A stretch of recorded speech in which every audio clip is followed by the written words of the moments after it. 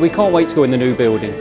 It's going to be a lot more natural light in there. It'll do the meat and the fish justice, really. You'll see it in a whole new environment. We'll be working from behind the stalls, serving to the front.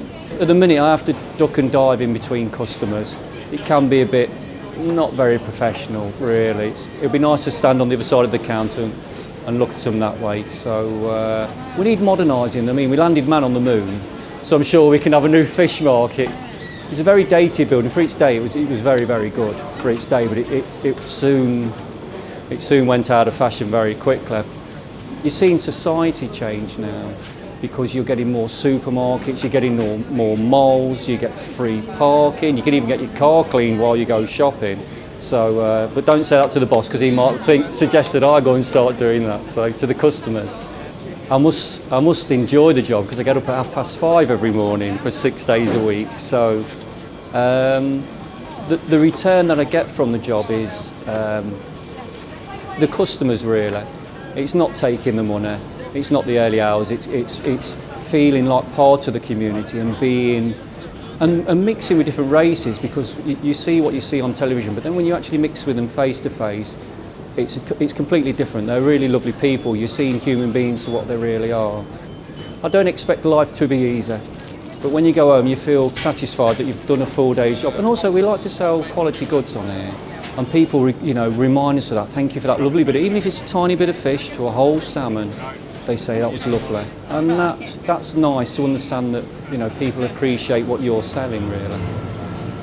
Why we come here to Leicester Indoor Market is because it's very personal, and people every week say see you next week. This fresh stuff is lovely. The thing is with Tesco's and supermarkets like that is, yeah, it's good, but it's just people working there, and I'm sure sometimes it's just a job, which is fine, but these are professionals. It's their living, their trade, and it will be sad to see it go, and it has dwindled very much over the last year or two since I've been coming here, but it will be nice to see it in the new environment. It'll be really fresh it up, and hope it brings a lot more people back into the fresh fish and meat market. And we opened this because it's mainly of Polish in this city. Polish people, Russian, Slovakian, who like very much our sausages, Polish meat, and all of our products. Yeah, so our percent people of customer have the most is near 50% is Polish, then 10%, 20% Slovakian and Russian, and the rest of percent is English and Asian people and different nationalities.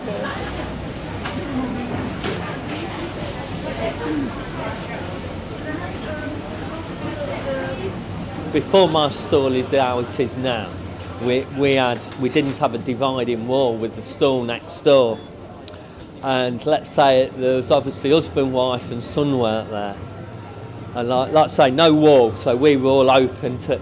They'd be throwing knives and choppers at each other, having fights. You'd never seen anything like it. You think, well, I've come into flipping Beirut. It was like that. It was unbelievable.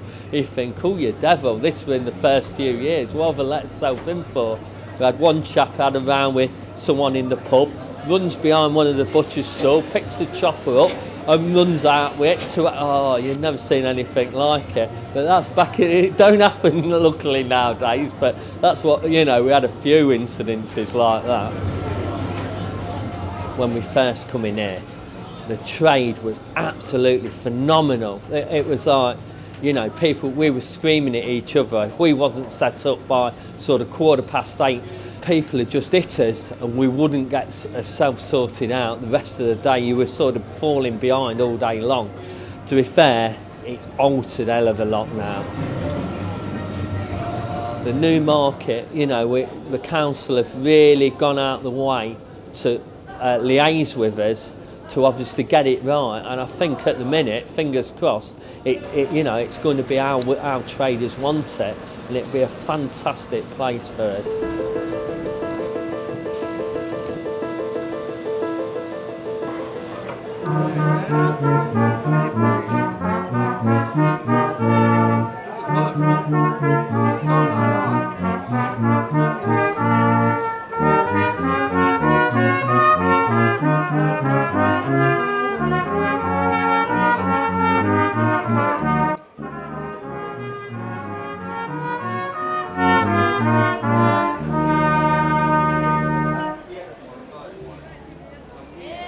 I started the vintage tea rooms only because I had a craft stall upstairs, and everybody kept coming in asking for teas, coffees. Well, the old people that were here, they'd finished, and then they sorted out that I could just have this little section down here, and so I did it out all vintage. It was green and red at one stage because it was an Italian place, so I changed it. It was quite a shock to have it all pink and blues. In the past, it was really good, really vibrant, and there was lots of different people around selling different wares. You could go from vintage clothes, and there was somebody upstairs as well that made items for you, vintage items. So from that point, you could come into the indoor market, and there was just something for everybody. The reason I come to the indoor cafe is because it's a lovely place, it's a nice atmosphere, I love the music, and everybody's friendly. Even when you're on your own, people talk to you. You go to other cafes, they don't. And it's reasonable, very, very reasonable. And that's why I look forward to coming here, and when it does close, I'll be sorry. I mean, it's called progress, isn't it? But it's not, you know, it's not to us, it's not. You know, I mean, I know we've got to go to the future, but not everything to the future, you know. It is a shame this is going, this cafe, because this is just... Yeah, just nice. We like the music. We liked like it, say, yeah. like Have a everything. little browse round when she has the things, little knickknacks and, yeah.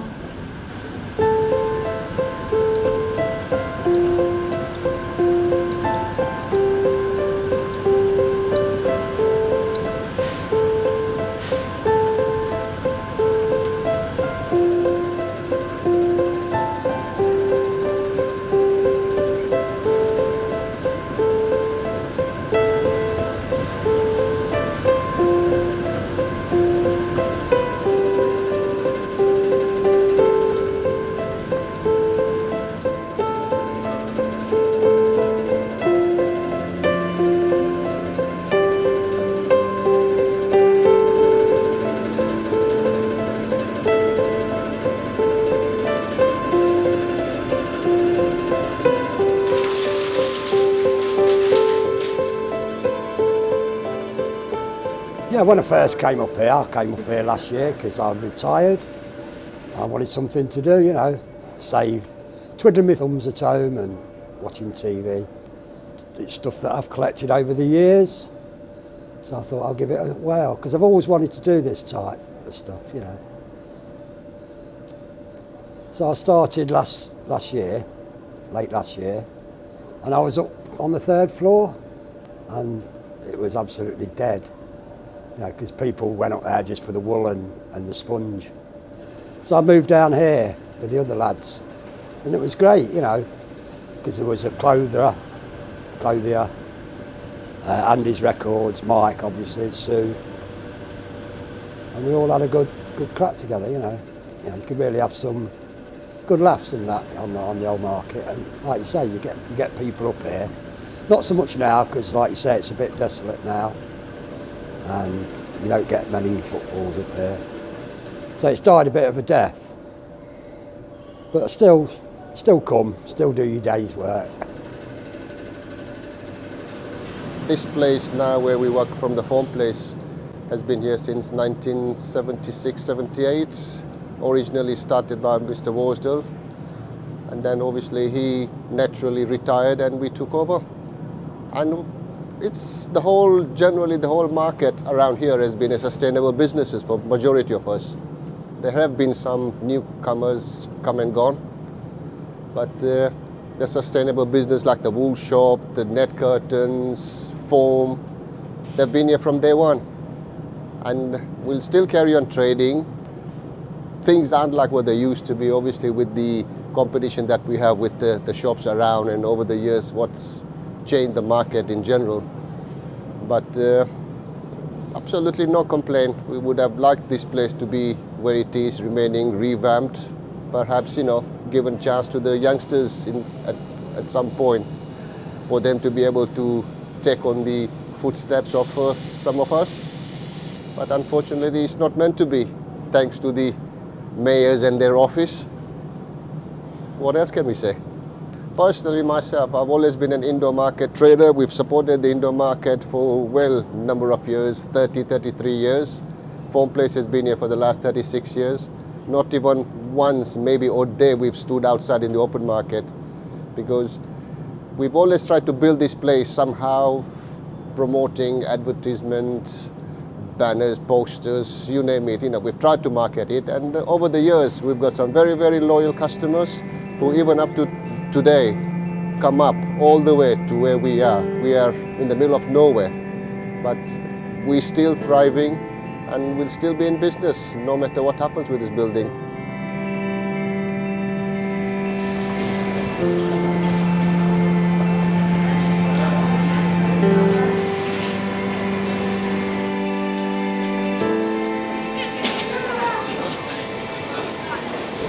I inherited the business off father in about 1972 when VAT came in, unfortunately, or 71 was it, and I did a good 30 years outside, and then continued the last 10 to 15 years, well, coming up 15 years in here, and I have felt more comfortable indoors, but it has been a really hard life. I mean, maybe lucrative at certain periods because it's inconsistent. One year you can have a good year, another year can be a bad year. We tell the revenue and they don't believe us, but it's true because of weather elements and whatever. But like I say, I was down here when I was 8 years old helping father unload and put products out, and I know the confectionery business inside out, and I know what sells and what doesn't sell. The pick and mix is a fantastic variation. As you can see, we've got nearly 140 lines, and the Leicester people basically have always backed us up on it and kept us going. It's like the old Woolworths pick and mix, really. And we used to compete against Woolworths price-wise, and we used to win a lot of customers over. But when Woolworths left, we went through a couple of years where we benefited big time. And of course, we spread down south. We went to Milton Keynes when that first opened. And that was a terrific market when it first opened, because they hadn't seen a lot of our products, the old-fashioned fudges, which is what we sell, the old-fashioned toffee, which is what our lady was just asking for, and we hit that with an hammer.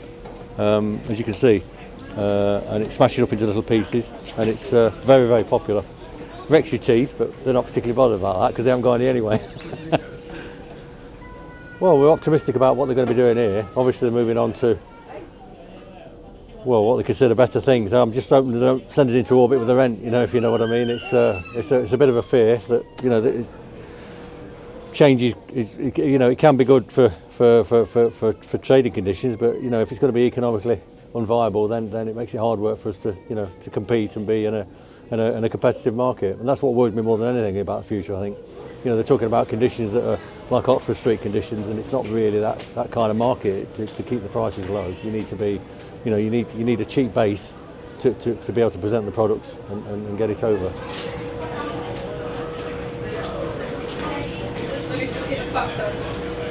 My name's Esther. I work at Ida's Haberdashery. I've been here for 2 years. I think the reason people come to our stall is because we're friendly. We give good prices. It's different from just like a John Lewis or just a normal shop. We don't just sell people things. We actually chat to people and advise them, and that's what people like. It's not just like you're serving someone and you tell them how much it is, and you tell them how to do it and what they need to do, and like give them ideas as well. When the indoor market does get knocked down, we'll be having a new outdoor stall, a new unit on the outskirts of the market. So I think there's about 3 of us going into that. Well, I just hope it improves things, because the past, since all this work's been going on, a lot of people have suffered, a lot of people have left, people that have been here years have had to go, and just hope that we can make it through till when we get the new store. Yes, well, all I can say about the Leicester market, I mean, it's been here over 700 years. It's seen better times. When I started, to tell you the truth, I was putting stuff on the floor. There's no stalls. The fish market was a real fish market. When we used to have the chickens hanging up, the rabbits hanging up, the water was coming down. It was absolutely fantastic. And then they built the stores out there, the roof. I remember the times I used to queue up to get a stall from 8 o'clock in the morning. And if I was a bit late, I used to get a stall with a leak. And I used to put a bucket to catch the rain. That is the truth. Right? I could make about £200 in a day. But as it stands nowadays, I'm looking to make £5 a day. People say I look like Des O'Connor, a little bit. What do you think? With the cine stuff, projectors and cinecams, I mean, I'm the only one in Leicester left. You know, Jessup's and Young's and whatever, St James, they all closed down. I'm on my own now, still selling this stuff. And I got a lot of people, a lot of students, coming to me looking for this, looking for that, cine camera, a projector, because it's quality. They like to see the negative. So, like I say, I'm the only one left now to keep the flag going, sort of thing. You have to have it in your blood. You have to like this sort of stuff. You have to like it. You have to love it. Otherwise, we're just going to get brushed off with the digital stuff and going out the wrong way. And that's, I think, technology is going too far.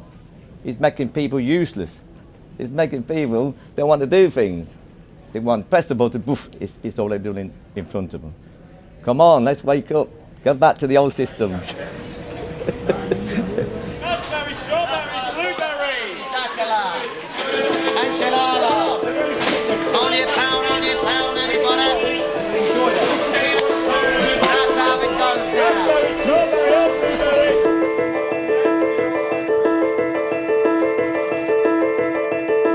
Since the indoor market was built sometime in the early 70s, shopping habits were very different from today. The city centre was a place to go for all your needs.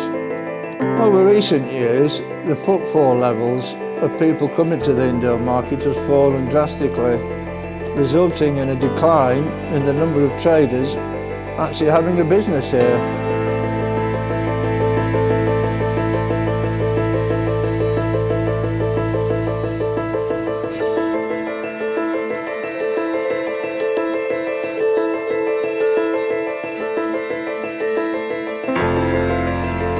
Shopping habits have changed drastically forever, with the advent of out-of-town complexes offering free car parking 7 days a week. Online shopping, whereby the customer does not even have to leave his house.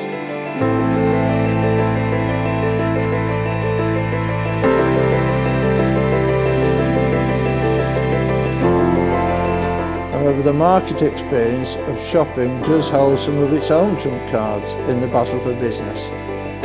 The outdoor market, with its vast array of fresh, inexpensive fruit and veg, is a great draw for the populace of Leicester. Ethnic groups mingle and rub shoulders with each other and enjoy the theatre of a live cosmopolitan market. And when the new food hall is completed, early spring 2014, I have nothing but optimism that Leicester retail market will flourish for another 750 years.